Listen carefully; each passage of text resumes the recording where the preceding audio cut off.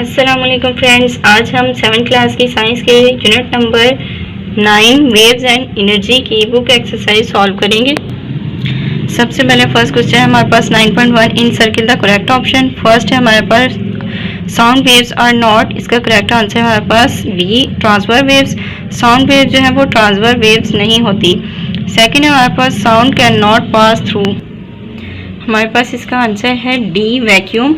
Sound जो है वो वैक्यूम के ज़रिए से पास नहीं होती। थर्ड है हमारे पास the speed of sound in air is, जो स्पीड ऑफ साउंड की स्पीड जो है एयर में वो 340 मीटर पर सेकंड होती है। बी इसका करेक्ट आंसर है। नेक्स्ट है हमारे पास fourth, which of the following animal can respond to lowest frequency, वो कौन सा इनमें से एनिमल्स है जो सबसे जिसकी लोएस्ट फ्रीक्वेंसी होती है। हमारे पास बी इसका करेक्ट ऑप्शन है काऊ। विच फिफ्थ है हमारे पास which of the following animals can respond to highest frequency, इनमें से वो कौन सा एनिमल है जिसकी सबसे ज़्यादा हाईएस्ट फ्रीक्वेंसी होती है। तो इसका करेक्ट ऑप्शन है डी डॉल्फिन। डॉल्फिन की सबसे ज़्यादा हाईएस्ट फ्रीक्वेंसी होती है।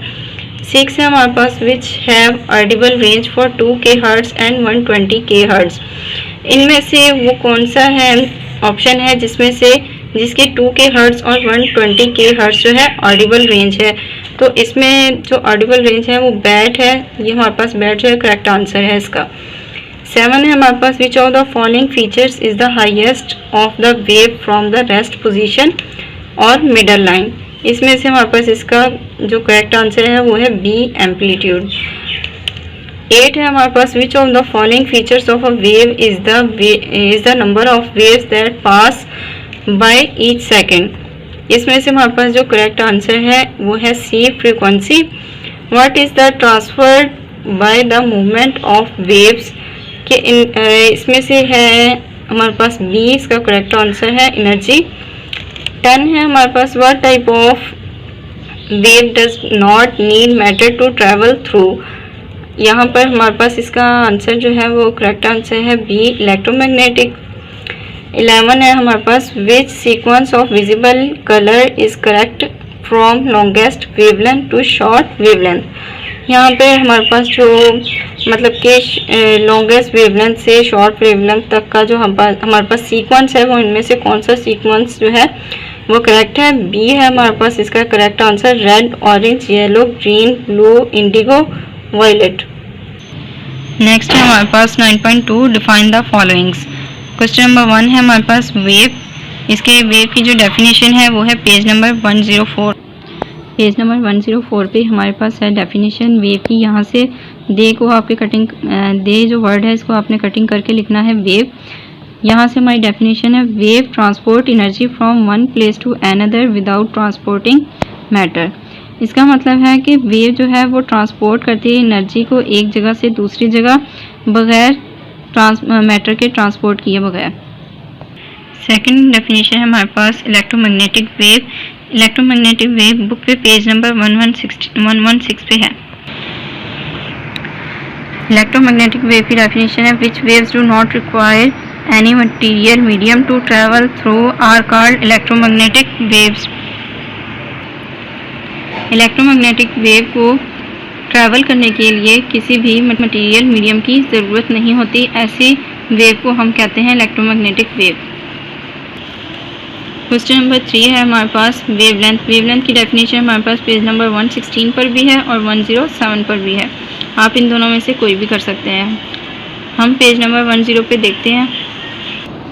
Wavelength is the distance between the centres of the compression और rarefaction of two consecutive waves, इसको जो कंसेक्यूटिव वेव्स होती हैं दो कंसेक्यूटिव वेव के में कंप्रेशन और रेयरफैक्शन के दरमियान का जो फासला होता है उसको हम वेवलेंथ कहते हैं। Wavelength of a wave is measured in metre m, जो वेवलेंथ है इसको मेजर किया जाता है मीटर में और इसका it is represented by symbol lambda, और इसको रिप्रेजेंट किया जाता है सिंबल लैम्डा से। हमारे पास फोर्थ जो है डेफिनेशन है फ्रीक्वेंसी की। फ्रीक्वेंसी की डेफिनेशन है पेज नंबर 108 पर। Frequency is the number of waves produce in 1 second, it is equal to the number of times a body vibrates in 1 second.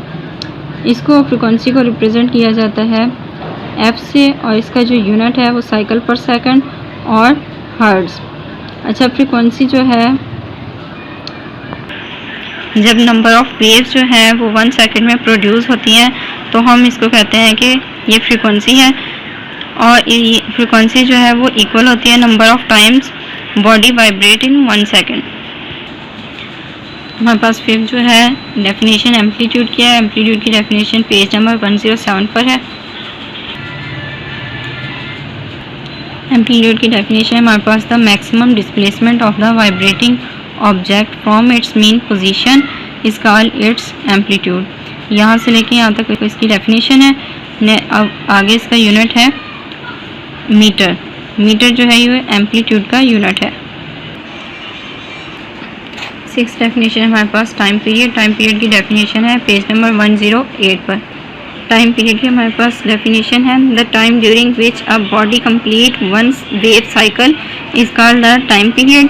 It is represented by T. Next question है 9.3 answer the following question. Question number 1 है how can you differentiate between longitudinal and transverse waves. आप longitudinal और transverse wave में किस तरह फ़र्क कर सकते हैं। इसका आंसर है पेज नंबर 105 और 106 पर।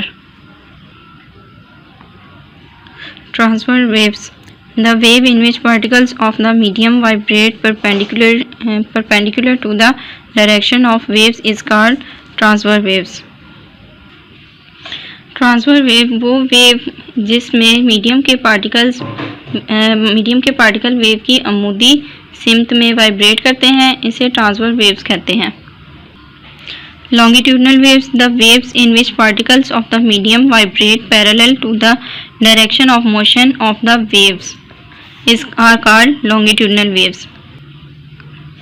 लॉन्गिट्यूडनल वेव वो वेव जिनमें मीडियम के पार्टिकल्स वेव की मुतवाज़ी सिमत में वाइब्रेट करती हैं, इन्हें लॉन्गिट्यूडनल वेव कहते हैं।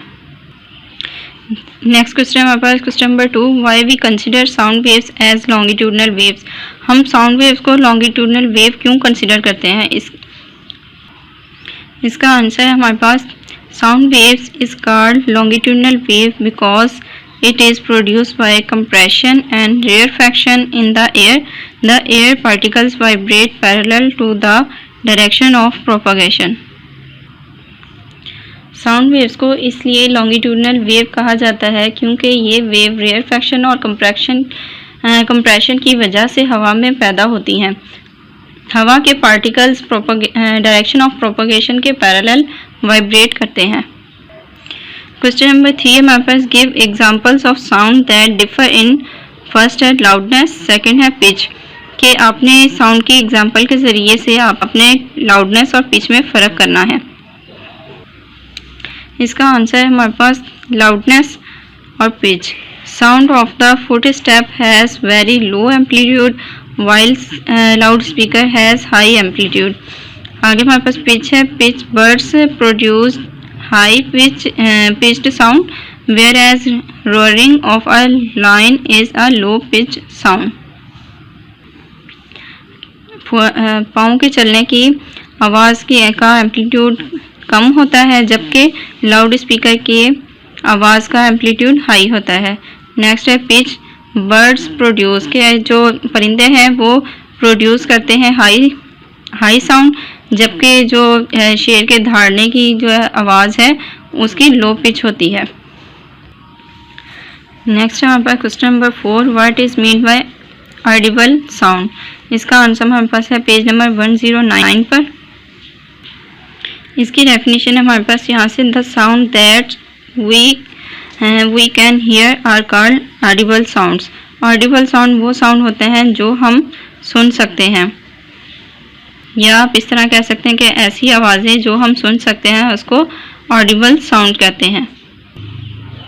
क्वेश्चन नंबर 5 है हमारे पास what is the audible frequency range of human. इसका हमारे पास आंसर है पेज नंबर 110 पे। इंसानी समाज की फ्रीक्वेंसी की हदूद क्या है। इसका आंसर है हमारे पास यहाँ से audible range of frequencies for humans is between 20 hertz to 20,000 hertz. जो इंसानी समात की फ्रिक्वेंसी की हदूद हैं वो 20 हर्ट्ज़ और 20,000 हर्ट्ज़ के दरमियान होती हैं।